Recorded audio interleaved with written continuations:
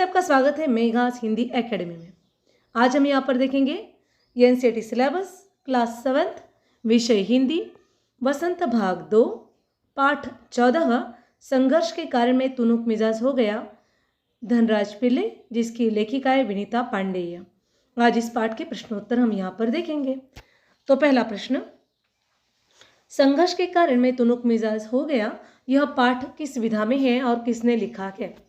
उत्तर, संघर्ष के कारण में तुनुक मिजाज हो गया, यह पाठ एक साक्षात्कार या भेंट वार्ता या इंटरव्यू है और इसे विनीता पांडे ने लिया था, अर्थात ये साक्षात्कार विनीता पांडे ने लिया था। प्रश्न 2, धनराज बचपन में कहाँ रहते थे? उत्तर, धनराज बचपन में पुणे की तंग गलियों में रहते थे। तीसरा, धनराज स्वभाव से कैसे हैं? उत्तर, धनराज स्वभाव से बड़े तुनुक मिजाज है। प्रश्न 4, धनराज ने अपने जीवन में अपनी प्रेरणा शक्ति किसे माना है? उत्तर, धनराज ने अपने जीवन में अपनी प्रेरणा शक्ति अपनी मां को माना है। प्रश्न 5, धनराज को हॉकी स्टिक कब मिली? उत्तर, धनराज के बड़े भाई को भारतीय कैंप के लिए चुना गया तो उनकी पुरानी स्टिक धनराज को मिली। प्रश्न 6, धनराज की तुनुक मिजाजी का क्या कारण था? उत्तर, धनराज को जीवन में कुछ भी प्राप्त करने के लिए अत्यधिक जूझना पड़ा, अर्थात संघर्ष करना पड़ा। स्वभाव अनुसार अधिक गुस्सा आना व किसी को कोई भी बात स्पष्ट रूप से कह देने के कारण उनके स्वभाव में तुनुक मिजाजी आ गई। प्रश्न 7, अपनी माँ की सबसे बड़ी सीख वे किसे मानते हैं? उत्तर, अपनी माँ की सबसे बड़ी सीख वे यह मानते हैं कि प्रसिद्धि प्राप्त करने पर सदा विनम्र रहना चाहिए, अपने आप पर अभिमान नहीं करना चाहिए या फिर गर्व नहीं होना चाहिए। प्रश्न 8, माँ के अलावा वे और किसे अपना प्रेरणा स्रोत मानते हैं? उत्तर, माँ के अलावा वे अर्थात धनराज अपनी बड़ी भाभी कविता को अपना प्रेरणा स्रोत मानते हैं। प्रश्न 9, धनराज पिल्ले कौन से खेल में माहिर है? उत्तर, धनराज पिल्ले हॉकी के खेल में माहिर है। प्रश्न 10, धनराज का बचपन कैसा था? उत्तर, धनराज का बचपन कष्ट साध्य था क्योंकि उनके परिवार की आर्थिक स्थिति मजबूत नहीं थी। प्रश्न 11वां, धनराज के जीवन से हमें क्या सीख मिलती है? उत्तर, धनराज के जीवन से हमें यह सीख मिलती है, हमें यह शिक्षा मिलती है कि यदि हमारे मन में आगे बढ़ने की चाहत हो, मेहनत और लगन हो, दृढ़ निश्चय हो, तो आर्थिक और पारिवारिक स्थितियां कभी भी आड़े नहीं आती। मनुष्य सदा सफलता की ओर ही बढ़ता है।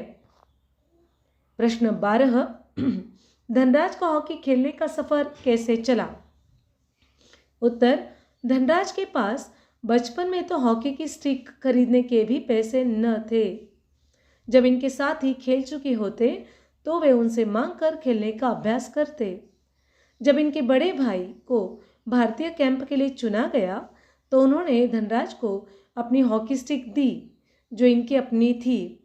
उसी स्टिक से अभ्यास करके पहली बार 16 वर्ष की आयु में सन 1985 में इन्हें जूनियर राष्ट्रीय हॉकी खेलने का अवसर मणिपुर में प्राप्त हुआ।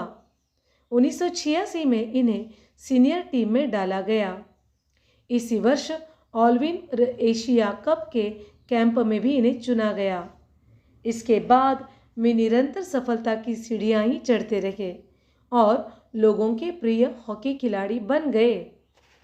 प्रश्न 13, धनराज पिल्ले की अपने बारे में क्या चाहत है?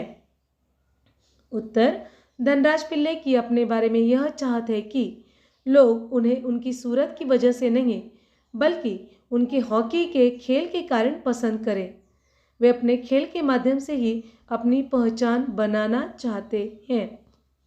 प्रश्न 14, धनराज पिल्ले ने यह कब महसूस किया कि वे एक मशहूर चेहरा बन चुके हैं? उत्तर, जब एक बार लोकल ट्रेन में सफ़र करने पर एक फोटोग्राफर ने यह छाप दिया कि हॉकी का सितारा पिल्ले अभी भी मुंबई की लोकल ट्रेनों में सफ़र करता है, तो धनराज ने महसूस किया कि वे एक मशहूर चेहरा बन चुके हैं। प्रश्न 15, धनराज के स्वभाव के सकारात्मक पक्ष लिखिए। उत्तर, धनराज के स्वभाव के निम्न सकारात्मक पक्ष है, अर्थात पॉजिटिव पॉइंट्स, उनके स्वभाव के पॉजिटिव पॉइंट्स। पहला, वे बहुत भावुक इंसान हैं, वे कभी किसी को मुश्किल में नहीं देख सकते। 2, मित्रों और परिवार वालों की दिल से कद्र करते हैं। और 3 और अंतिम, अपनी गलतियों के लिए किसी से भी माफ़ी मांगने में कभी शर्म महसूस नहीं करते। तो इस तरह से यहाँ पर धनराज के स्वभाव के सकारात्मक पक्ष, पॉजिटिव पॉइंट्स हमने यहाँ पर देखे। तो कुल मिलाकर हमने यहाँ 15 प्रश्नों और उनके उत्तर का वाचन किया। आशा करती हूँ बच्चों कि ये आज बनाया हुआ प्रश्नोत्तर का वीडियो आपको निश्चित रूप से काम आएगा।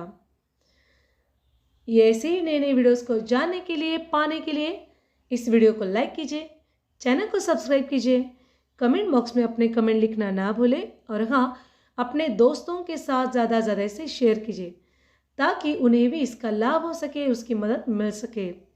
तो तब तक बेल आइकन का बटन सबसे पहले दबाइए ताकि कोई भी नया वीडियो सबसे पहले आपको मिले। अपने दोस्तों के साथ इसे शेयर कीजिए और पढ़ते रहिए, खुश रहिए, स्वस्थ रहिए। धन्यवाद।